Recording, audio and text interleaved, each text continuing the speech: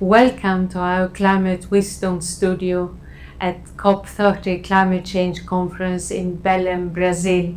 Here in our studio, we bring together voices from the faith communities, policymakers, and science. My name is Sonja Olsson. I will be your moderator tonight, and I'm from the Brahma Kumaris Environment Initiative. And we are here to care, to share, and to inspire. Tonight's topic is climate ethics and finance, and I'm very happy to have two engaged women with me in the studio tonight. And this is Jane Mellett from Troicaire or Caritas Movement in Ireland, and Sister Maureen Goodman from Brahma Kumaris in the UK Program Director. So most welcome. Thank you. Yeah, and we're sitting here in a very cool studio in downtown Belém, and we're very happy it's air conditioning here tonight. But the topic is actually ethics and climate finance. And I will start with introducing you, Janet, a bit more and asking you. And Janet, you have a background in theology, and you've written 3 books linking theology and ecological movement in a religious way. And at the moment you're working with Caritas, Troicaire in Ireland, and also Laudato Si movement. What makes you take this long journey to the remote Belém at the edge of the Amazonas in a very, very hot place? What motivates you to come? I think it's a really important space to engage in, especially as what we call faith actors and people who want to bring, I suppose, the richness of our different wisdom traditions to this space, because there is an ethical and moral imperative involved in what happens at any COP. And I'm here to support our Troicaire partners as well, who have made a long journey, and it's important to support them, but also to bring the message of Laudato Si with the Laudato Si movement, who we partner with in Ireland, and that there is a very important message there in Pope Francis's letter that we want to share in this space, and to help influence the different aspects of the COP. Is the faith voice heard at COP? I've noticed it increasing every year. I haven't been to every COP, but this is my 3rd. And each year I notice a greater presence of faith groups and different traditions and indigenous communities. And I think that is a really positive thing to happen, because there is so much wisdom, and we need to tap back into the wisdom of our different traditions and the wisdom of the earth and our creator. And I think it's a real positive element to the COP. I know one of the COPs, I think it was Dubai, had a faith pavilion. I'd like to see that return to the different COPs. But spaces like this and these conversations are so important. Actually, why do you think the faith of voice is heard more and more? Is it because there is a need for faith, or is it because we are more unified as a faith movement with different interfaith coalitions? So why is it that the voice is more heard? It's an interesting question. I think there's a few different factors. I think there's a lot of climate fatigue and anxiety out there, and I think people are searching for nourishment and searching for something to sustain them. I think that is one aspect of it. But also I think there's more recognition of the moral and ethical implications of the climate and biodiversity crises, and that the great spiritual traditions of the world have something to offer this space, because it has to do with our values and our cultures, and that feeds into lifestyle choices and ultimately to policy change. I think they're all interconnected, and that's something Laudato Si is very strong on. So I think there's lots of different reasons, but they'd be my first thoughts on it. Maureen, you want to add anything to that? Well, I know that faith communities have been coming together in COP for many years. We have the Interfaith Liaison Committee, and year by year we're able to have more and more of a voice. And usually each year we present a call from the faith communities directly to the UNFCCC.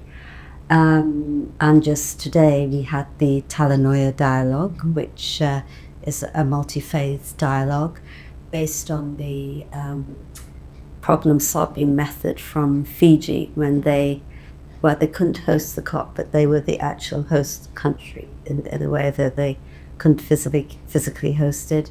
And this is asking the question, where are we? Where do we wish to go? And how do we get there? Very, very simple. And when I was in the discussions this morning, it was all about a spiritual transformation that was needed.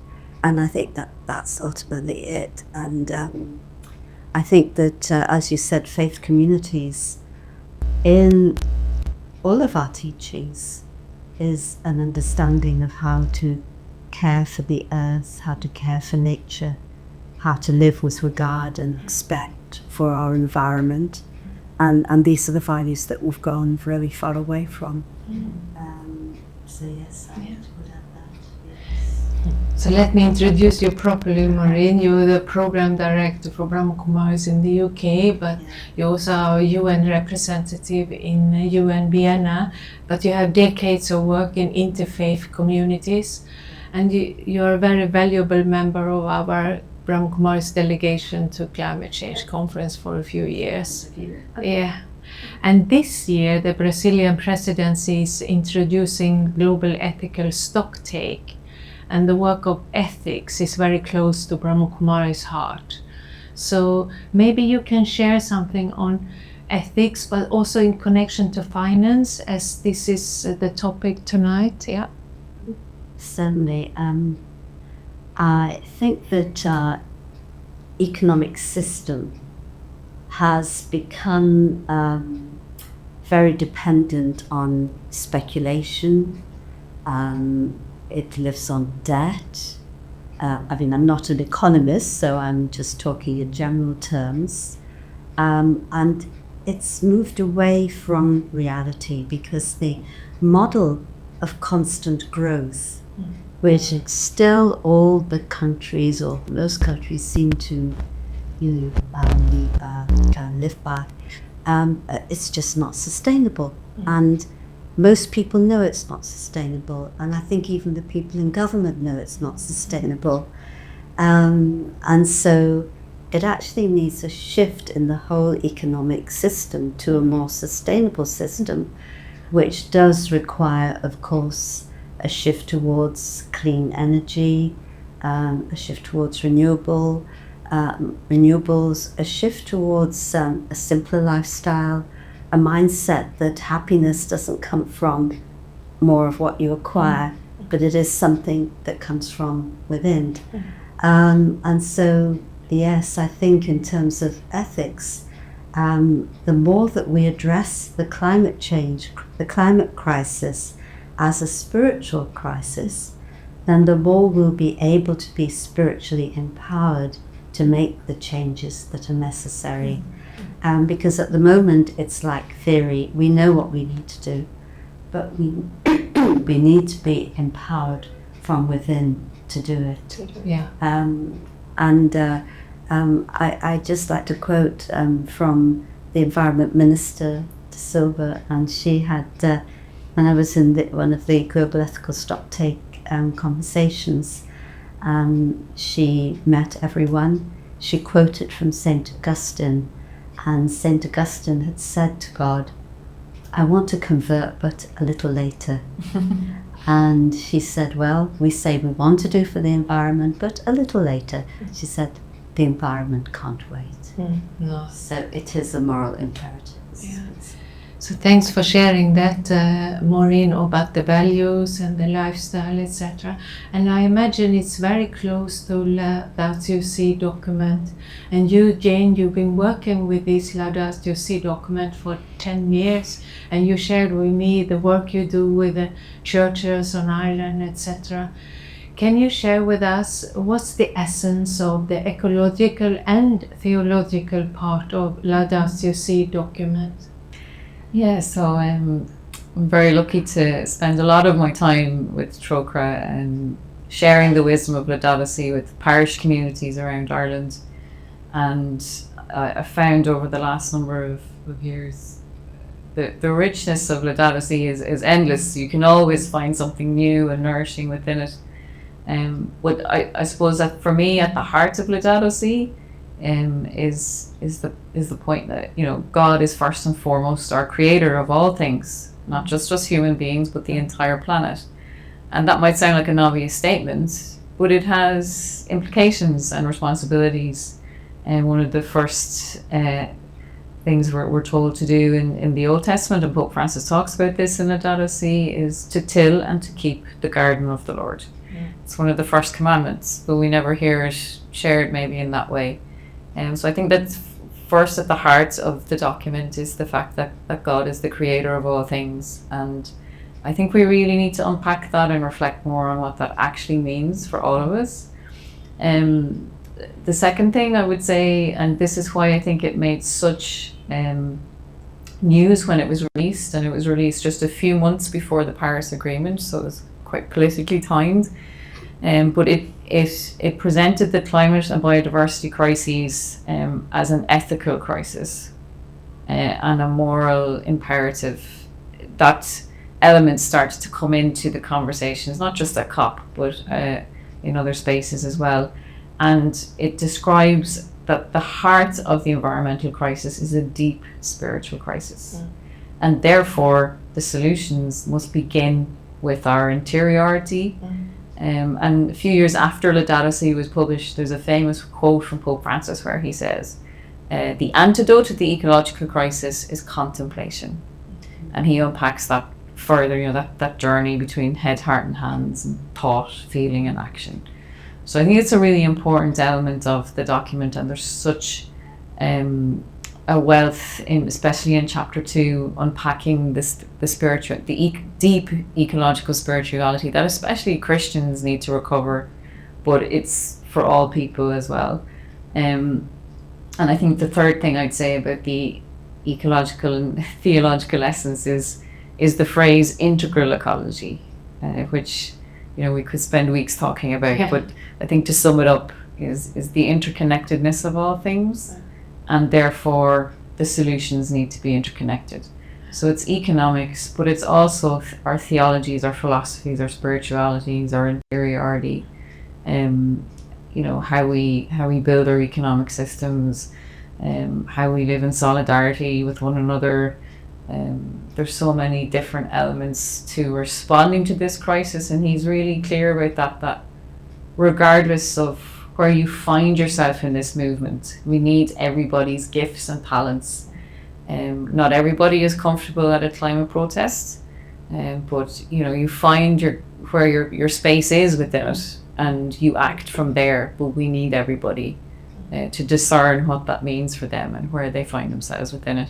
So there'd be three takeaways from Ladadacy. Thank you. I remember when Ladadacy came out just before the Paris Agreement, and suddenly in this conference, suddenly the faith communities were very popular because everyone wanted a representative from a faith in their panel. And it didn't matter if you were Brahma Kumaris or Catholic or this or that or the other. Just because of Ladadacy document came out, suddenly we were very popular and invited to all sorts of events. Great. Such an impact. Huge. Very big impact. Huge impact. Yeah. And I remember the former director of the World Council of Churches, he said at that time, now the politicians are speaking the language of us religious people. So what language are we going to speak now? But talking about religious documents and principles and everything, and that is also caring for the unprivileged and marginalized communities. And this is why climate justice is a big topic also in this conference.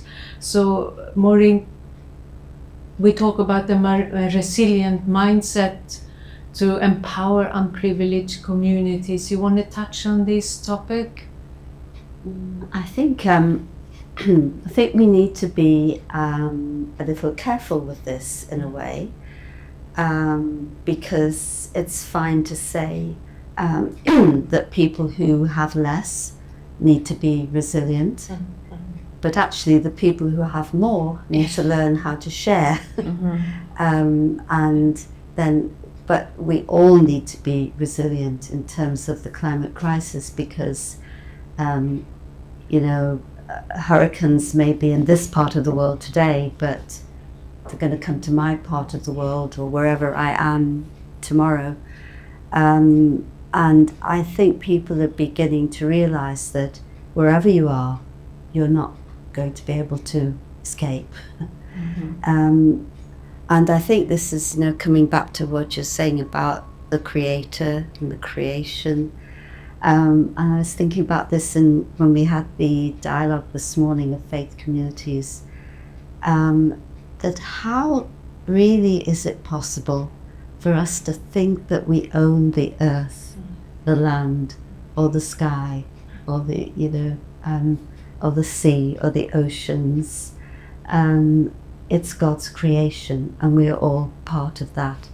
And I think this is where we move from we've moved from the indigenous worldview of where we are all connected to that dominant worldview, which is the worldview where we can dominate, we can exploit, etc. And you know, that dominant worldview or that way of working has come to its end now, I think.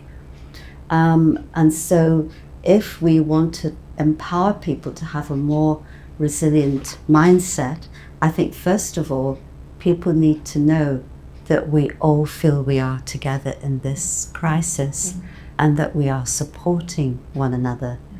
And then, yes, in our own reflection, to find the spiritual strength within to be able to make the changes in our lifestyle wherever we live that is going to enable us to you know, live in a better way that will preserve and sustain our environment. But we need the spiritual strength to do that. But as I say, I'm very aware that I can't just say, you over there who are marginalized, please do it. We all have to do it. It's our problem. We are all together. Very beautiful. We're all together in it. Absolutely. Yeah. Natural. Yeah, natural. Absolutely. Yeah. So we are at the first day of COP, and we have 2 weeks ahead of us of conference, side events, panels, programs, and I know for some it's been a bit of a chaotic start because everything is a little bit late and it's people are not used to the temperature here. But I've had also a very good feeling, and the atmosphere has been good, and people take the challenges with a smile. But Jane, what are your hopes for this conference, and what do you see happening in the coming 2 weeks? Yeah, I'm never a good predictor of what might happen in the coming 2 weeks. But I think what we would like to see is definitely greater ambition on behalf of the various countries who are represented here. You know, for us in Troicaire, we talk about a roadmap for a fair funded fossil fuel phase out. So you try and say that quickly a few times. But a clear roadmap for the phasing out of fossil fuels is what everybody here wants to see. Maybe not the fossil fuel lobbyists if they're here, but you know, this is so urgent and so needed. It's only a couple of years since fossil fuels were mentioned for the first time in the final. I mean, this is, you know, after almost 30 years, this is laughable, you know. So a clear roadmap, increased ambition on things like climate finance, loss and damage. You know, I think of the Philippines right now, their second super typhoon in a matter of weeks. And, you know, I have Filipino friends, and one of them said to me a few years back, you know what, we're very tired of being resilient. Yeah. And we need to see this action now. And these countries and these communities cannot wait. So there is a historical reparation needed on behalf of richer countries. The Loss and Damage Fund historically was open today, but it is it's not complete, not by a long shot. If the damage done in Jamaica in recent weeks, the Philippines in the more recent weeks, would wipe that fund out already as it is. So there's huge need there for climate finance and a fast fossil fuel phase out. So they're I suppose, the more policy side of things. And I think on another level, I just really enjoyed the interfaith dialogue this morning, and more of that, please. Yes. More spaces where we can meet and pray together and share together. And I really do think there's something transformative about it, especially in a space like the COP, which can be quite technical at times. And I think we need these other spaces to remind us of what is at stake, and to be in solidarity with our sisters and brothers around the world who are really suffering, and to share wisdom.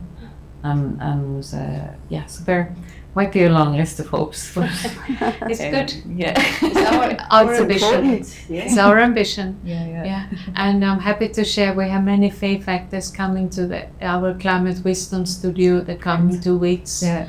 From the Swedish Church, from the Green Faith, from the Integral Movement, Research Movement. So that's good. Fantastic. So it leads us towards the end, but maybe we can share our good wishes for the conference together.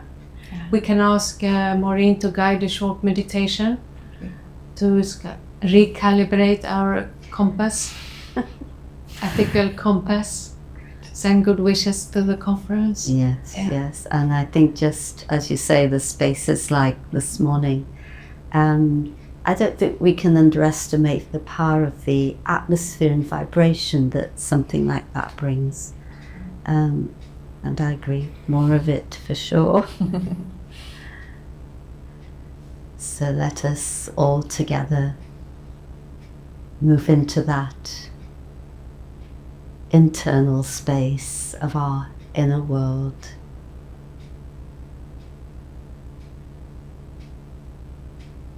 To experience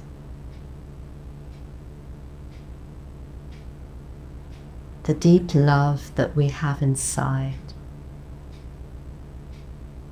for the whole of humanity, for every living creature, and for the planet itself.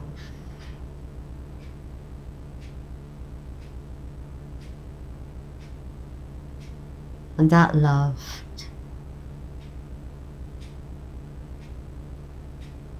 is a spiritual love, a divine love,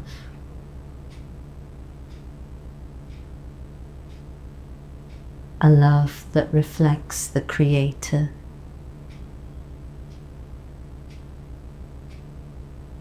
and the preciousness of creation.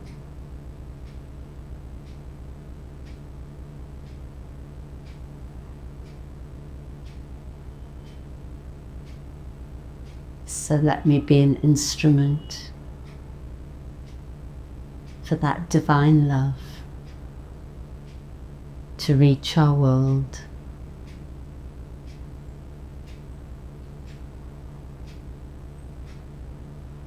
to share that love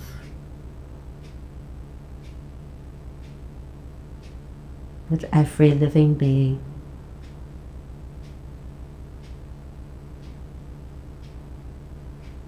The divine love that heals,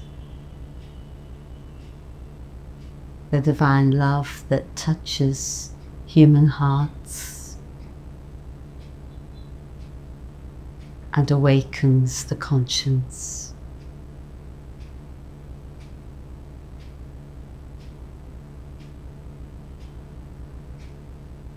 A love from within, expressed in our lives,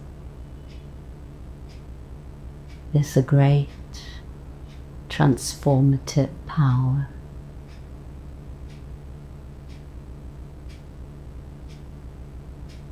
And together we can return to a world of love.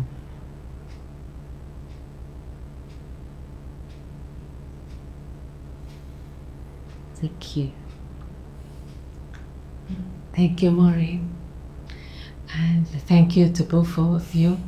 Thank you for a meaningful conversation.